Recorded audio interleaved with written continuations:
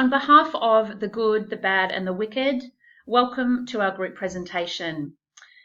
First off, I'd like to introduce our team members. Glenn is experienced in managing high-performing sales teams and has taken on the role of the prioritiser. Sal is a senior marketer and is the group's harmoniser. Mitch is a company director and he leads our team as the facilitator. Tammy is an accounting professional and the explorer of the group. David has substantial experience in both project management and design thinking and is our innovator. And finally, Ling is a pharmacist with substantial team management experience and is the group's timekeeper. When we first looked at defining the problem and how we plan to solve it, we started off by using a mind map. So where did our conversations go? Firstly, we all took on a minority group to research. We then had to present back to our CLN on what we had uncovered around Indigenous, mental health, homelessness, asylum seekers and refugees, and also the LGBTI community. We agreed to focus on unemployed Indigenous youth, and then we started looking at the 9 BMC building blocks. We then further researched whether this should be a broad or narrow view and agreed we would focus on a narrow view. We then looked at a couple of different funding options and ideas, and then finally we agreed on focusing on unemployed Indigenous youth in Mildura. So why did we choose Mildura? There's a couple of reasons. The first one is Mildura has the second largest population of Aboriginal and Torres Strait Islanders in Victoria. Over 10% of them in the community are aged between 15 and 19, and the last data we found in 2012 suggested 10% or 1 in 10 was currently receiving unemployment benefits.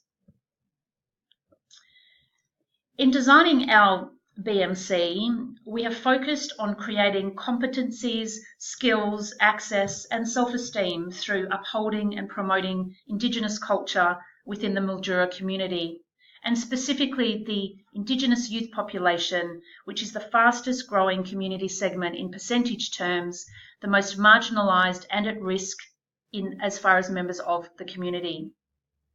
This approach to research has been supported by mixed methods of qualitative research such as interviews, wide-laddering, developing personas, as well as quantitative analysis of data. If we look at the key activities, the multi-sided business pattern we have identified is both sustainable environmentally and economically. The value created by benefit sharing through large-scale renewable energy generation can be used towards our key activities highlighted that bring so much needed projects and programs to support the Indigenous youth. Our customer relationship is placing value in creating skills, access and self-esteem through upholding and promoting Indigenous culture to grow a firm foundation within the community. A secondary benefit is the creation of jobs through project development, construction and operations, creating further community resilience.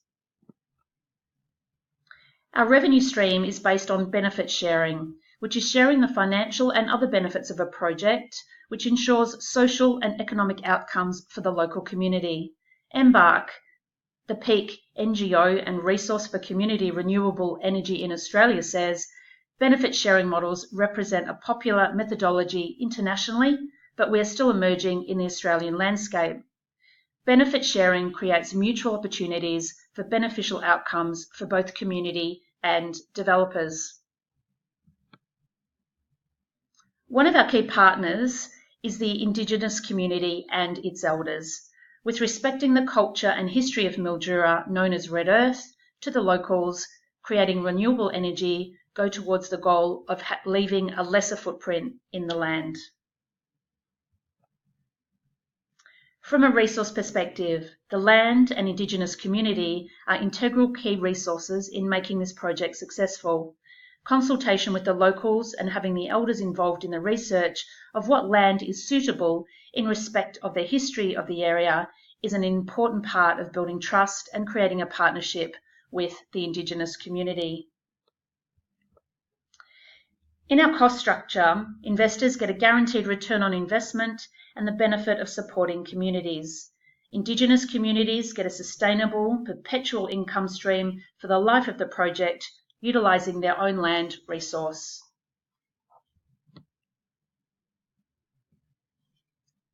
So getting to know our team. Our teams come from a wide range of professional backgrounds.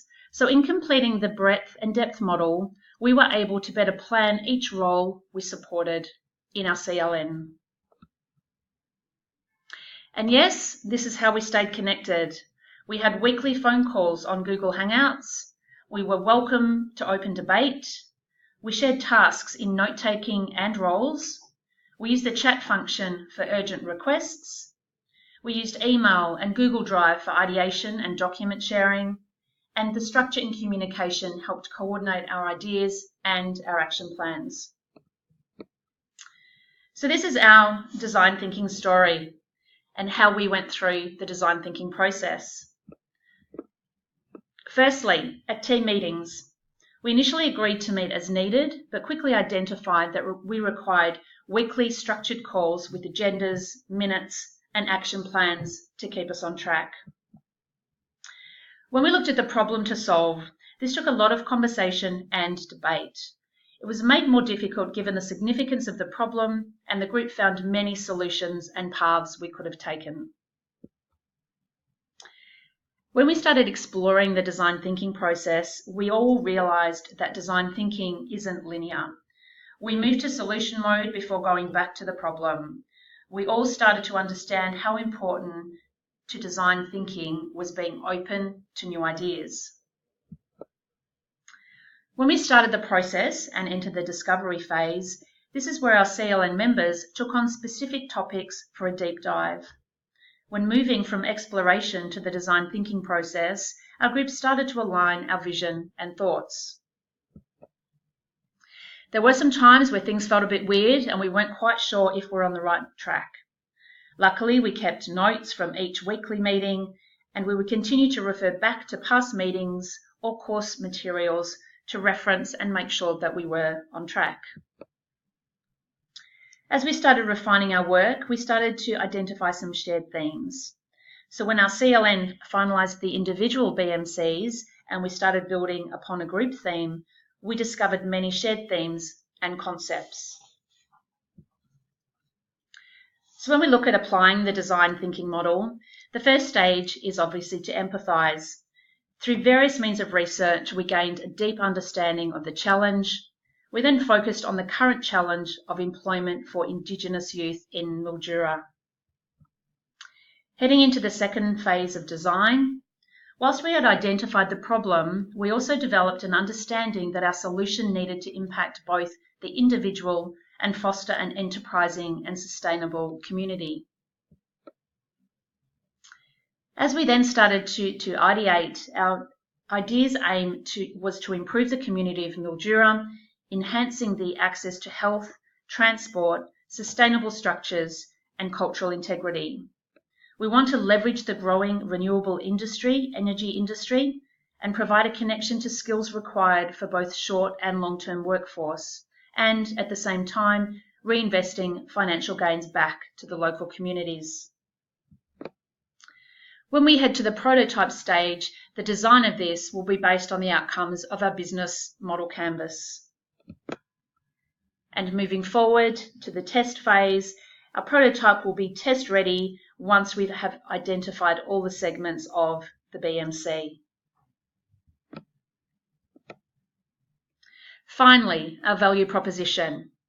Transforming an enterprising and sustainable Indigenous community in Mildura through a focus on youth health, access, structures and culture, and supported by employment in renewable energy.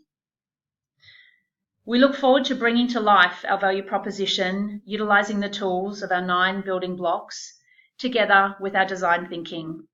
Thank you for your time.